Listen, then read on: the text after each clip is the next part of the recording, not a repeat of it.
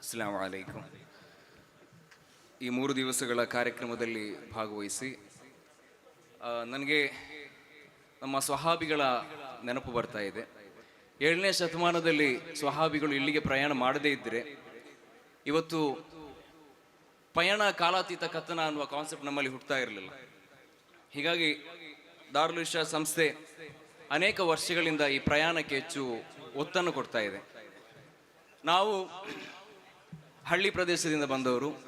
ಈ ದಾರುಲ್ ಇರ್ಷಾದ್ಗೆ ಬಂದ ಕಾರಣಕ್ಕಾಗಿ ಭಾರತದ ಅನೇಕ ನಗರಗಳಿಗೆ ಸಂದರ್ಶನ ಮಾಡುವಂಥ ಅವಕಾಶ ನಮಗೆ ಸಿಕ್ಕಿದೆ. ಇಲ್ಲಿರುವ ಅನೇಕ ವಿದ್ಯಾರ್ಥಿಗಳು ಭಾರತದ ಬಹುತೇಕ ರಾಜ್ಯಗಳಲ್ಲಿ ಸಂಚರಿಸಿದ್ದಾರೆ.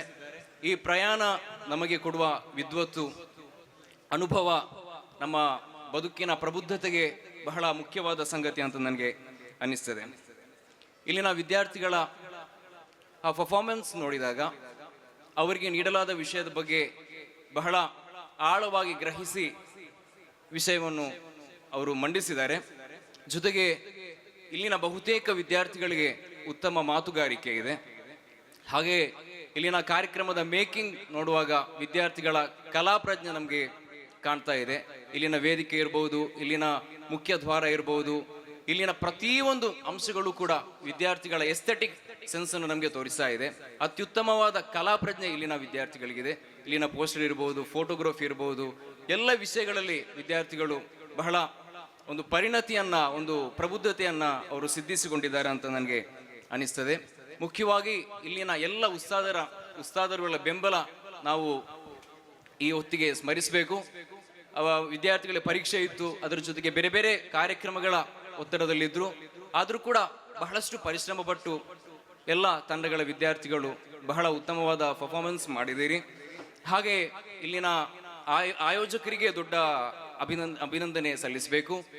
ಯಾಕಂದ್ರೆ ಎಲ್ಲ ವಿಷಯಗಳಲ್ಲಿ ಇಲ್ಲಿನ ಹಾಸ್ಪಿಟಾಲಿಟಿ ಇರಬಹುದು, ಇಲ್ಲಿನ ಪ್ರೋಗ್ರಾಮ್ ಅರೇಂಜ್ಮೆಂಟ್ ಇರಬಹುದು, ಪ್ರತಿಯೊಂದು ವಿಷಯಗಳಲ್ಲಿ ಅವರು ಪರಿಪೂರ್ಣವಾಗಿ ಆ ಒಂದು ಪ್ರಬುದ್ಧತೆಯನ್ನು ಸಾಧಿಸಿದ್ದಾರೆ. ಅಚ್ಚುಕಟ್ಟಾಗಿ ಕಾರ್ಯಕ್ರಮವನ್ನು ಅವರು ಮಾಡಿದ್ದಾರೆ.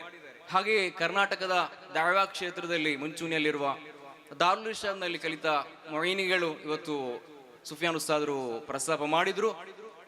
ಜೊತೆಗೆ ನಿನ್ನೆ ಶೌಕತ್ ಉಸ್ತಾದರ ಮಾತುಗಳು ತುಂಬಾ ಸ್ಫೂರ್ತಿದಾಯಕವಾಗಿತ್ತು. ನೀವೆಲ್ಲರೂ ಕೂಡ ಆ ದಿಕ್ಕಿನಲ್ಲಿ ಕರ್ನಾಟಕದಲ್ಲಿ ಹೇಗೆ ದಾವತ್ ಮಾಡಬಹುದು ಅನ್ನುವ ದಿಕ್ಕಿನಲ್ಲಿ ಎಲ್ಲರೂ ಆಲೋಚನೆ ಮಾಡಬೇಕು ಅಂತ ನಾನು ಈ ಹೊತ್ತಿನಲ್ಲಿ ಹೇಳ್ತಾ ಇದ್ದೇನೆ. ಜೊತೆಗೆ ವಿದ್ಯಾರ್ಥಿಗಳಲ್ಲಿ ನನ್ನ ಮನವಿ ಏನಂದ್ರೆ, ಪಯಣ ಕಾಲಾತೀತ ಕಥನ ಅನ್ನುವ ಕಾನ್ಸೆಪ್ಟ್ ಅಲ್ಲಿ ನೀವೇನು ಈ ಕಾರ್ಯಕ್ರಮ ಆಯೋಜಿಸಿದ್ದೀರಿ, ನಿಮ್ಮ ಪ್ರತಿಭೆಯ ಪಯಣ ಇಲ್ಲಿಂದ ಶುರುವಾಗಿದೆ. ಇದು ಯಾವತ್ತೂ ಕೂಡ ಕೊನೆಯಾಗಬಾರ್ದು.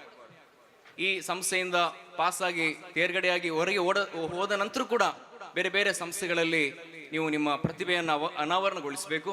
ಹಾಗೆ ಕರ್ನಾಟಕದ ಅಥವಾ ಭಾರತದ ಅದೆಷ್ಟೋ ಯೂನಿವರ್ಸಿಟಿಗಳು ನಿಮ್ಗಾಗಿ ಕಾಯ್ತಾ ಇದೆ. ಇಲ್ಲಿ ಕಲಿತ ಕಿತಾಬುಗಳ ಇಲ್ಮುಗಳನ್ನು ಅಲ್ಲಿ ಅನಾವರಣ ಮಾಡುವಂಥ ಅವಕಾಶಗಳು ನಿಮಗೆ ಸಾಕಷ್ಟಿದೆ.